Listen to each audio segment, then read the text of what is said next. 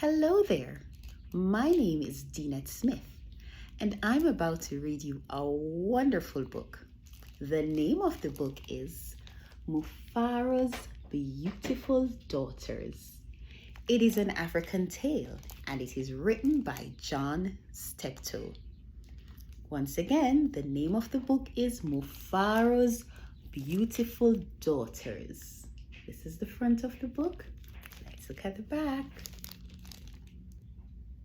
Beautiful indeed. Let's see what this book is about. A long time ago, in a certain place in Africa, a small village lay across a river and half a day's journey from a city where a great king lived. A man named Mufaro lived in this village with his two beautiful daughters, who were called Nyasha and Nyasha. Everyone agreed that Nyasha and Nyasha were very beautiful. Here they are. Do you agree? Yes, beautiful girls. Nyasha was almost always in a bad temper. She teased her sister whenever their father's back was turned, and she had been heard to say, "Someday, Nyasha, I will be queen, and you will be a servant in my household." "If that should come to pass," Nyasha responded, "I will be pleased to serve you." "But why do you say such things? You are very clever and strong and beautiful. Why are you so unhappy?" "Because everyone talks about how kind you are, and they praise everything you do," Nyasha replied. "I'm certain that Father loves you best. But when I am queen, everyone will know that your silly kindness is only weakness." Which one do you think is Nyasha, and which one do you think is Nyasha? This one looks a little grumpy. Did you guess? Let's see. Nyasha was sad that Nyasha felt this way, but she ignored her sister's words and went about her chores. Nyasha kept a small plot of land on which she grew millet, sunflowers, yams, and vegetables. She always sang as she worked, and some said it was her singing that made her crops more bountiful than anyone else's. Let's take a look. All right, let's keep going. One day, Nyasha noticed a small garden snake resting beneath a yam vine. "Good day, little Nyasha," she called to him. "You are welcome here. You will keep away any creatures who might spoil my vegetables." She bent forward and gave the little snake a loving pat on the head and then returned to her work. You want to see the snake? Look. She's giving the snake a small pat right there. From that day on, Nyasha was always at Nyasha's side when she tended her garden. It was said that she sang all the more sweetly when he was there. Mufaro knew nothing of Nyasha's treatment of Nyasha. Nyasha was too considerate of her father's feelings to complain, and Nyasha was always careful to behave herself when Mufaro was around. Early one morning, a messenger from the city arrived. The great king wanted a wife. "The most worthy and beautiful daughters in the land are invited to appear before the king, and he will choose one to become queen," the messenger proclaimed. Mufaro called Nyasha and Nyasha to him. "It would be a great honor to have one of you chosen," he said. "Prepare yourselves to journey to the city. I will call together all our friends and make a wedding party. We will leave tomorrow as the sun rises." "But, my father," Nyasha said sweetly, It would be painful for either of us to leave you, even to be wife to a king. I know Nyasha would grieve to death if she were parted from you. I am strong. Send me to the city and let poor Nyasha be happy here with you." Mufaro beamed with pride. "The king has asked for the most worthy and the most beautiful. No, Manyara, I cannot send you alone. Only a king can choose between two such worthy daughters. Both of you must go." This is Mufaro and his two beautiful daughters.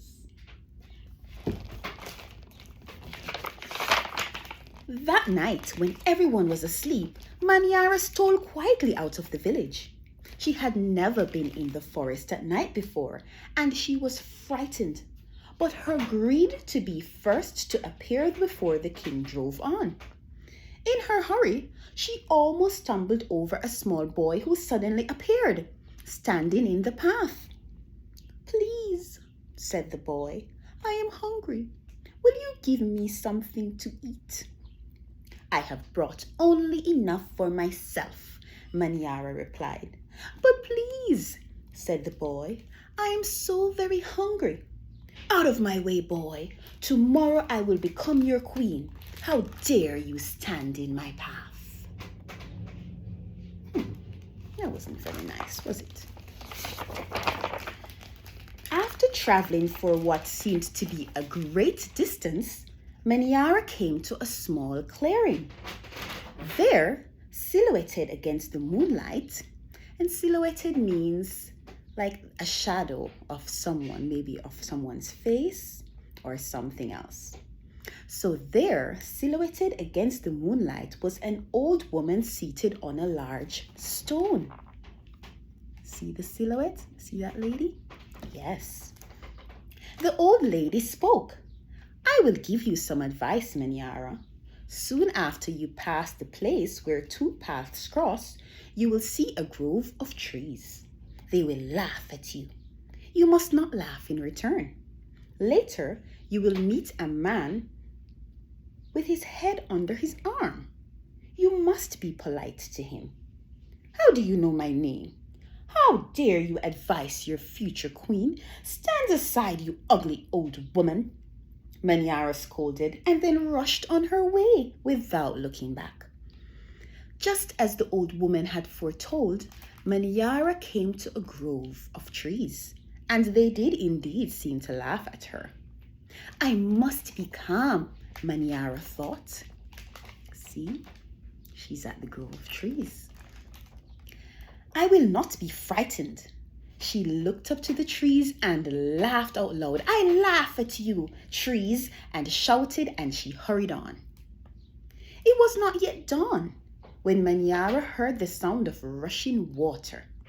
The river must be up ahead, she thought. The great city is just on the other side. But there on the rise, she saw a man with his head tucked under his arm. Manyara ran past him without speaking. "A queen acknowledges only those who please her," she said to herself. "I will be queen, I will be queen," she chanted, and she hurried on towards the city. Nyasha woke up at the first light of dawn. As she put on her finest garments, she thought how her life might be changed forever beyond this day. "I'd much prefer to live here," she admitted to herself.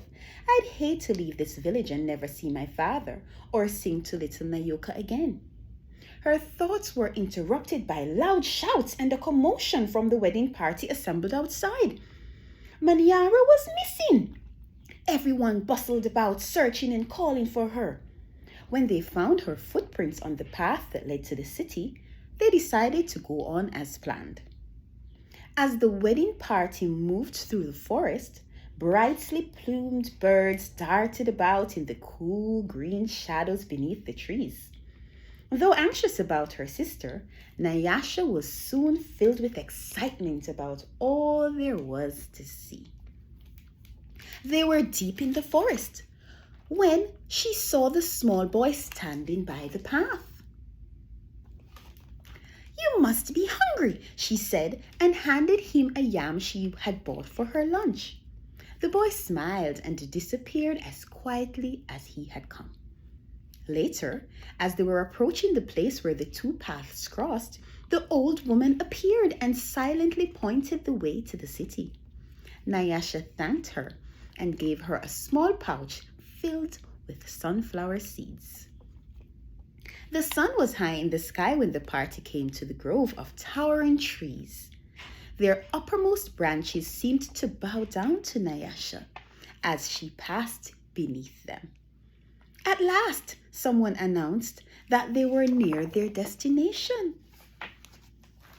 Nyasha ran ahead. Before the others could catch up to her, she stood transfixed at the first sight of the city. The word transfixed means you're just staring because maybe something is so beautiful, or maybe you're shocked. In this case, the city was beautiful. So she stood transfixed at the first sight of the city. "Oh, my father," she called, "a great spirit must stand guard here. Just look at what lies before us. I never in all my life dreamed there could be anything so beautiful." Beautiful it was. There she is, transfixed upon the city. Arm in arm, Nyasha and her father descended the hill, crossed the river, and approached the city gate. Just as they entered through the great doors, the air was rent with piercing cries, and Manyara ran wildly out of the chamber at the center of the enclosure. When she saw Nyasha, she fell upon her, sobbing.